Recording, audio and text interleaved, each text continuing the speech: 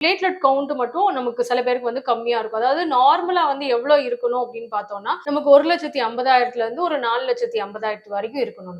ஆனா சில பேருக்கு வந்து பாத்தீங்கன்னா ஒரு 1,00,000க்கும் கம்மியா இருக்கும்.